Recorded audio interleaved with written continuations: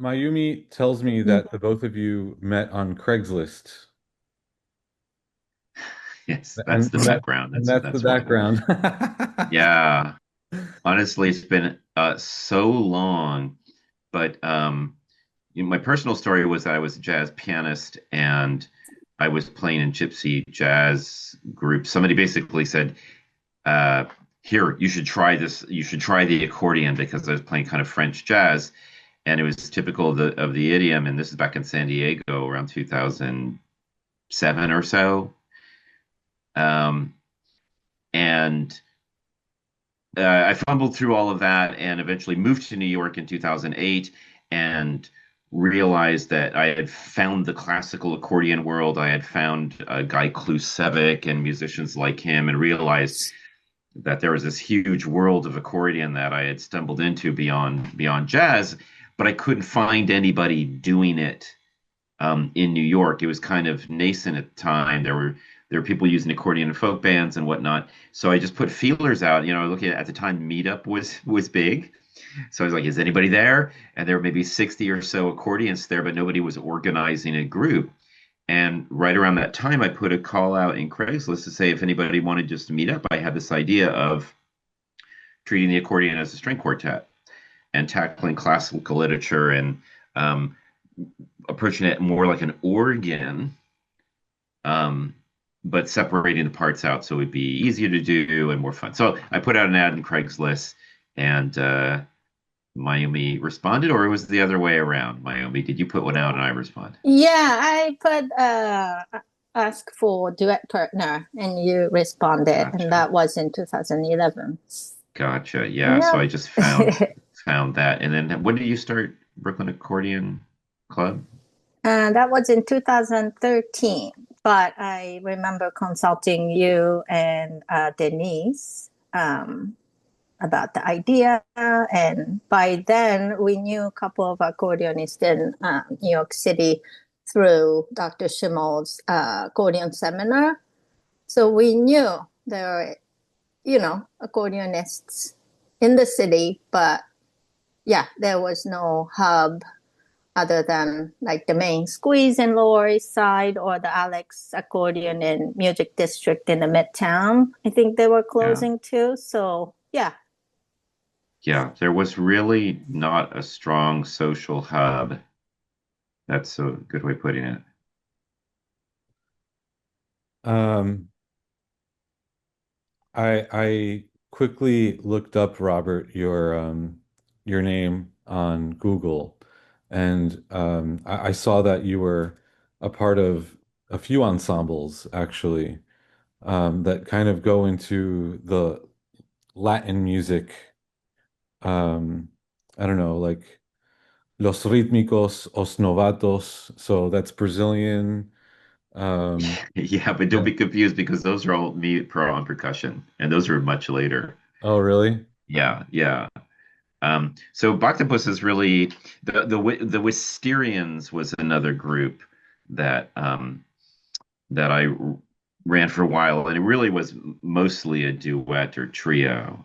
But we are no longer. You'll find something on Bandcamp, but we are no longer. And that came from the same community. So through the earliest days of the Brooklyn Accordion Club, I mean, the first meeting there was 50 something people there. It was huge. So all of these people who had been kind of bubbling under the surface, and those who were not actively in a large group, suddenly, had the invitation to come out together and convene, and and it was a huge success. And so I met.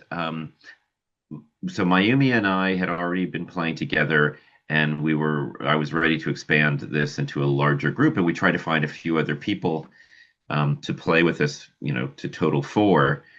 And we ran into a woman named Brooke Watkins, and Brooke Watkins had a duet with a violinist named Carl Mayer, and I can spell those names out for you later if not. Carl with the K and Meyer. Okay. And they had been doing their own thing.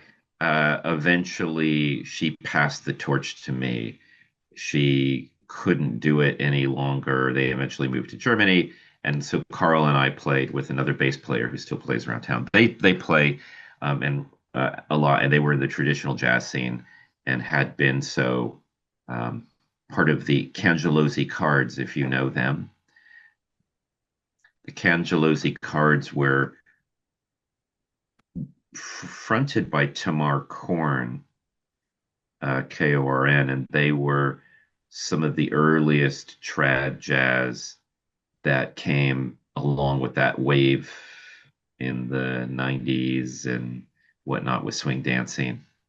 So when I moved in 2008, there were basically just a handful, small number of trad jazz bands and very little swing dancing happening at the time. Anyway, so the Wisterians took its own on its own life, and then we've met the four accordionists who eventually became the first iteration of Octopus through Brooklyn Accordion Club. Okay. Um, Mayumi, tell me about Brooklyn Accordion Club. Sure. So I founded Brooklyn Accordion Club in 2013. Um, I started playing accordion or started to learn accordion when I lived in Philadelphia. There was, well, I mean, still there, but accordion school called Acme Accordion School in Westmont, New Jersey. So I spent maybe 2 years there studying under Joanna Darrow and late Stanley Dallow.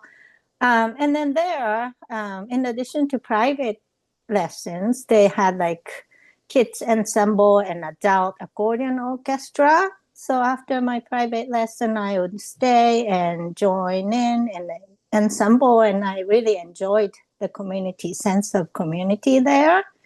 And then shortly after, I moved to Tokyo, and I joined the accordion school there in Tokyo. And there it was similar setting. I would take private lesson and then do the ensemble playing. And then I moved to San Francisco, and there was also a similar setting. I would take private lesson, but my teacher would take me to San Francisco Accordion Club, um, and meet other accordionists. So when I moved to Brooklyn in 2010, I realized there was no club activities here, so I decided to create one.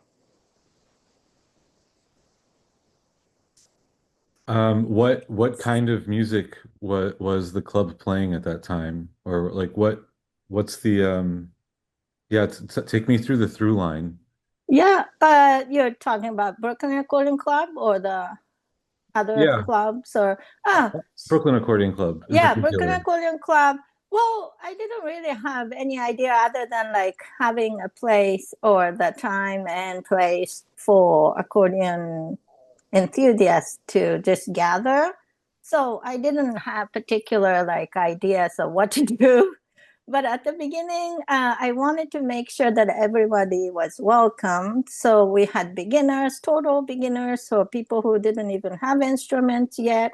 Or meanwhile, we had like professional performers who were willing to share music. So we had workshops on like any kind of genre of music, like klezmer or polka or classic or just accordion techniques in general. During the pandemic, we had opportunities to connect remotely. So we've connected with accordionists in like all over the world, like Taiwan,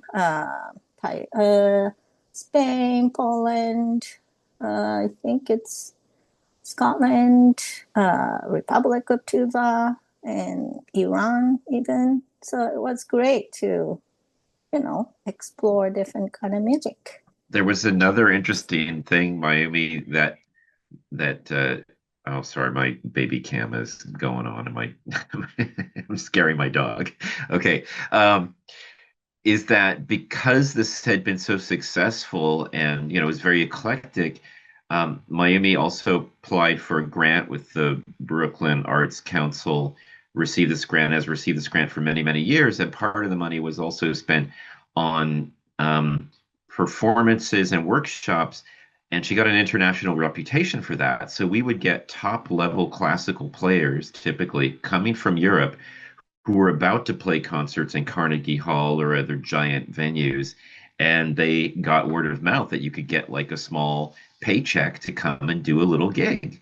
And so it's quite fantastic to have beginners who are just starting out on their instruments playing from their school books, and then maybe somebody who was very genre specific playing an Irish tune, or a guy who did what we call strolling, which was I'm thinking of Joe, who plays restaurants and he sings Italian songs, and what you typically think of when you think accordion player, and then like avant-garde classical stuff all mixed in one room. It's quite an interesting community gathering. Yeah, and some of the accordion players, like, Mary Spencer Knapp, I think she just started to learn accordion back then. She was already a musician, but after a few years, she made the debut at the Broadway. And, it's great to see like how people kind of uh, moved on from Yeah, the club yeah. meetings. Erica Mancini didn't play at all. She was first learning how. She didn't frequent the club a lot, but she was part of the same circle, and now she plays the world stage with, she's a professional musician. She has two or three bands of her own. She plays with Gogo Bordello. Um, so it's funny because she was in high school when I met her. I think she was like Yeah. 16 or something. What venues does accordion music happen in New York City for the most part?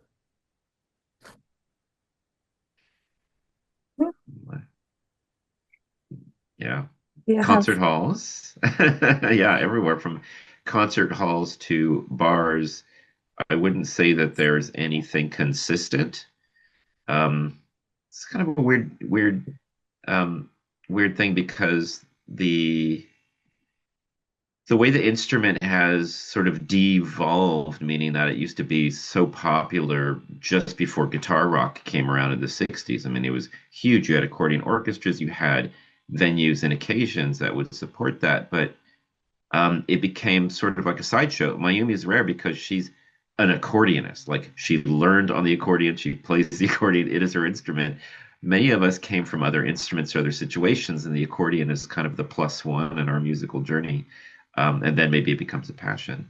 So because of that, it's everywhere and nowhere, meaning that it'll be in different venues as in a bar band or maybe a little restaurant gig and a concert hall, but I can't say.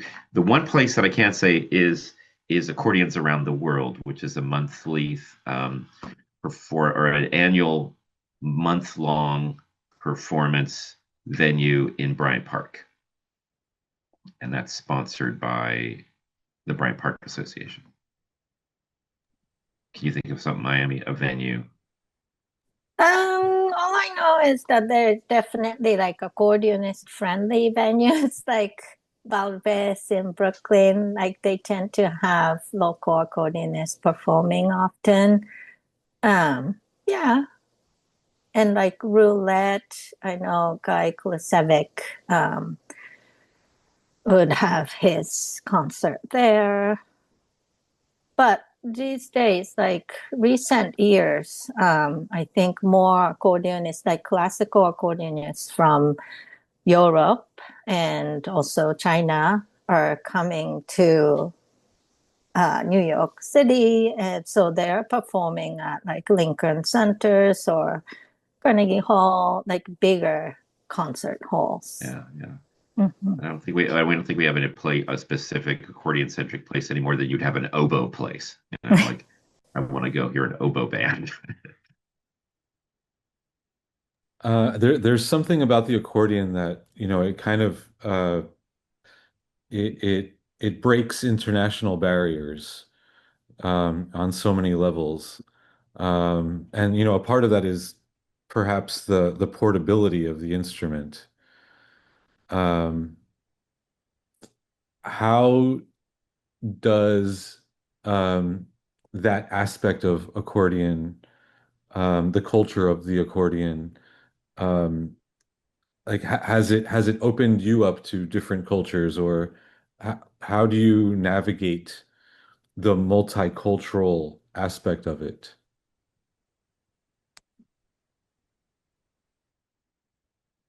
Mayu.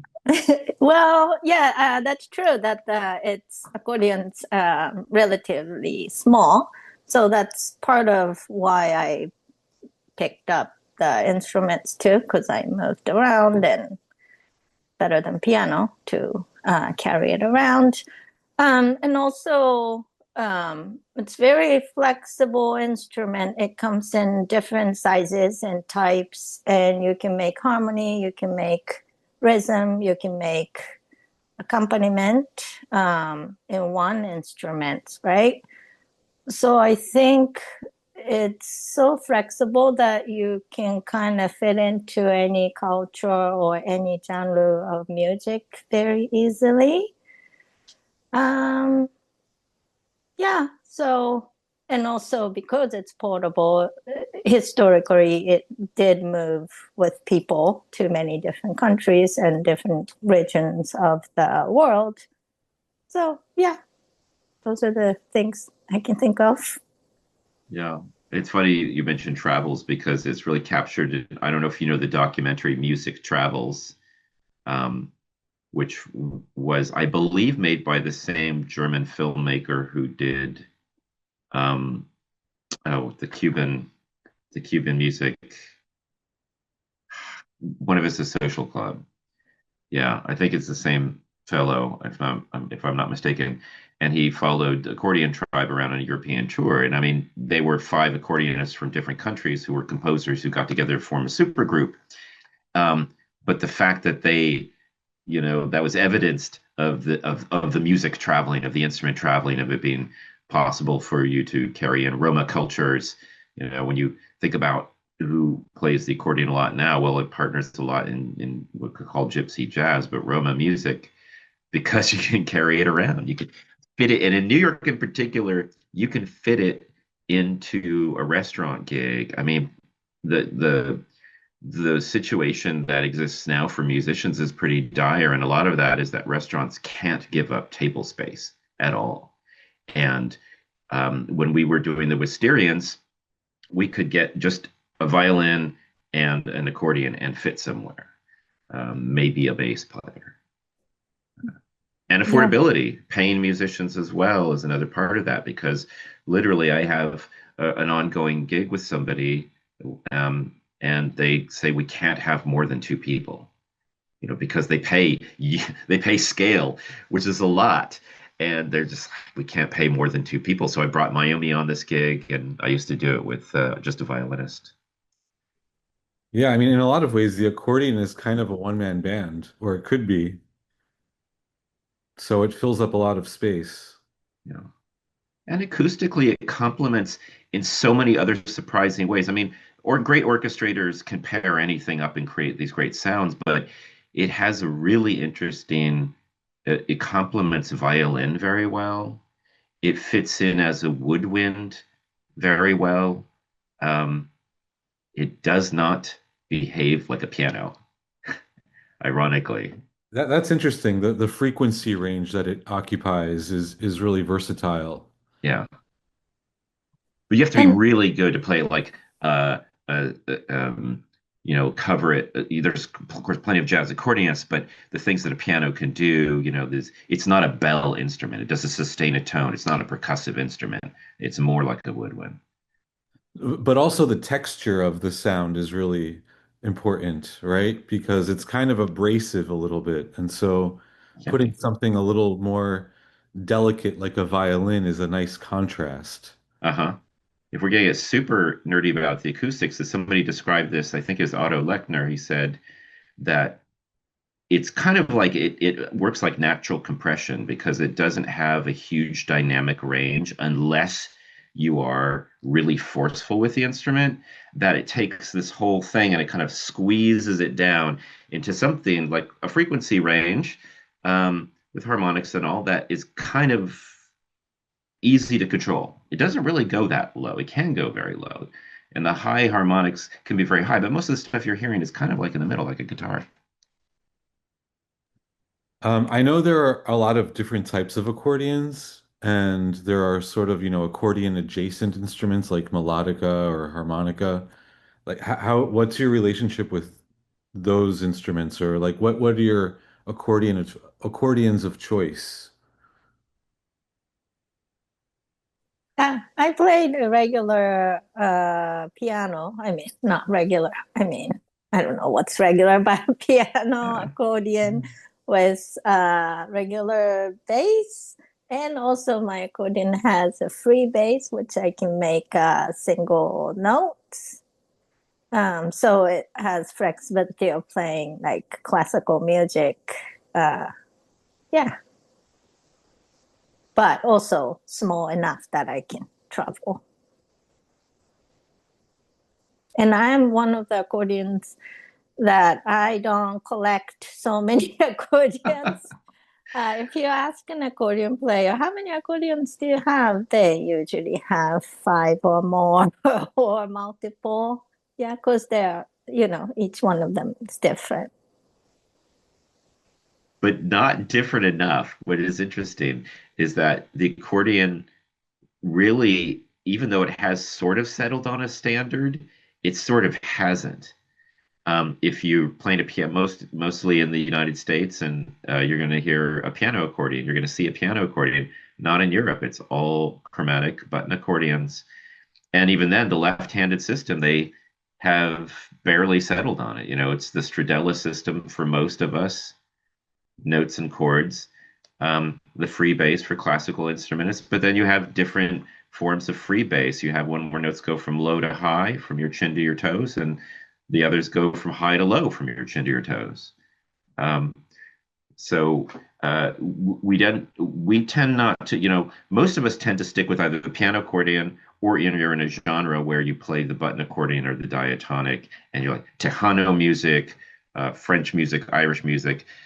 It's very rare to find a player, somebody like Rob Curto, is a piano accordionist who played a lot of Brazilian music and then he got into Irish music, so he had to change his instrument. But you'll almost never see a piano accordionist play Irish music. That makes sense. Yeah, yeah. That makes me think of like the different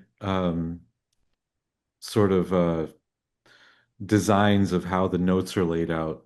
When I was in Texas, I did some work with some accordion tuners, and so they take the accordion apart and take the reeds out and do their modifications. Um, what are there any sort of modifications that you like to do to your instruments? Um, I don't. I'm very happy with my accordion now. It has everything I need, but I know people when they, what do you say, custom order their instrument, they are very specific. I know Rob has that experience. Yeah, a few, if I was to generalize, most people have a standard piano accordion, 41 keys on one side, 120 on the other, maybe four reeds, some like a more compact, lighter version carrying around. But then what happens is many of us discover we need mics put in, so they'll add mics. Not that's very standard. And then a few of us who get into the classical stuff and want to do serious freebase, we end up having to get a different instrument usually. So when they say, oh, we've got four or five instruments, maybe somebody has a very portable instrument. Um, Maybe somebody has a junker that they paid a couple $100 on that they don't mind taking out to a bar gig, um, or they can travel with it on a train. And then maybe somebody has a really nice classical instrument that's too heavy to busk with. Like I had a custom made instrument made in Italy, and it had a left hand that was similar to Russian instruments. So the low notes are down toward my toes, and it has a piano accordion. And the reason it had to be custom made was because most Russian players play what's called a bayan, and they have this left-hand system, but they have buttons on the right-hand side. And most Italians have the flip on the left-hand side with high notes at the top, or high notes, low notes at the top, but a piano accordion. And I came from piano, so my mind was thinking low notes on the left. So I had to have that instrument made. And there's even people who are generating new types of free button instruments where it's more like guitar, where whatever pattern you pick is consistent from key to key. So if you want to play a major scale, even though it's a weird jumping around of notes in your left hand, you move that two notches down and you're going from the key of C and the key of D, and there's no change in the fingering. Very few people play that mechanism. I know of one person who has one now, Dallas Fietti. Yeah, that's interesting because that's such a major difference between guitar and the piano keyboard, the way it's Mm-hmm. all laid out. How, the guitar is tuned traditionally to be the same exact pattern in different keys along the fretboard, which is convenient in a way because you only have to learn one pattern. Mm-hmm. Um, but it also makes it abstract in a way. Whereas the piano keyboard is just, visually more appealing because you immediately understand the relationship between the notes. 100%. Yeah. Yeah. It affects for improvising musicians, it really affects what you say on the instrument.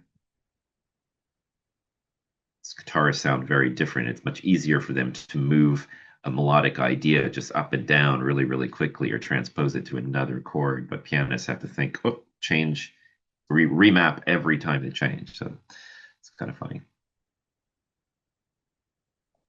Well, we have 5 minutes left. If we can also do another one immediately. But I wanted to ask, so how is the Brooklyn Accordion Club doing now? Like, what's the demographic of the Brooklyn Accordion Club? So to be honest though, like the last couple of years, back hasn't been Brooklyn Accordion Club hasn't been so active. It's been harder and harder in this big city to find an affordable meeting space. And also, there are so many things happening in the city all the time. I feel like, we're competing. We're very different, but hard to get people interested in. And since I started in 2013, I feel like a lot of core original members, not members, if they call members, they are all members, but they moved away. So having hard time to kind of keep the momentum, but I do still get inquiries from international performers that they're visiting the city.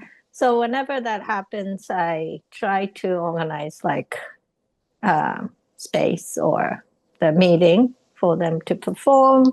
Um, and also like connecting people who are trying to find teachers or accordion stores and stuff, because those are very limited in the city too, unfortunately.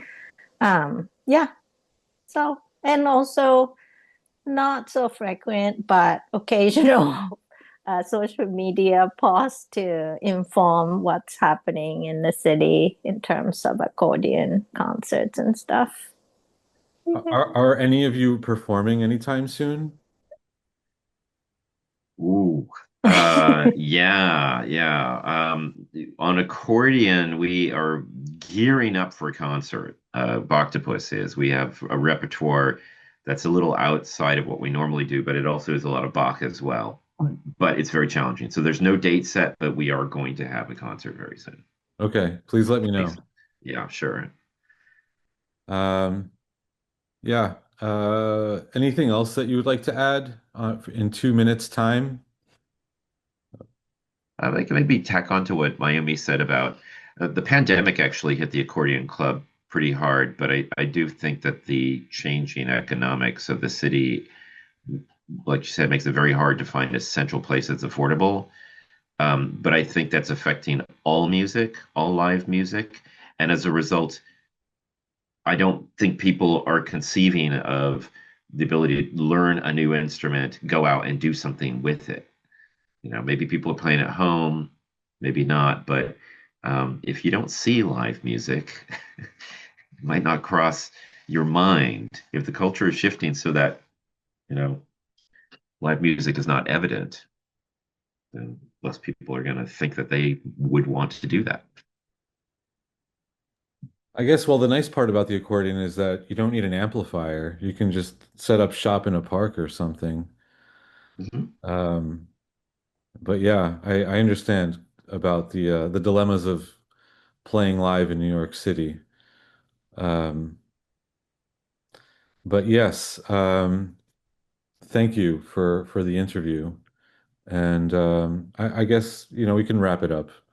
Um, and yeah, thank you, Mayumi. Thank you, Robert. And Thank you. I'll let you know about the exhibit. So if you're interested in Yeah, coming, you can come. love to. Mhm. Sounds great. Yeah.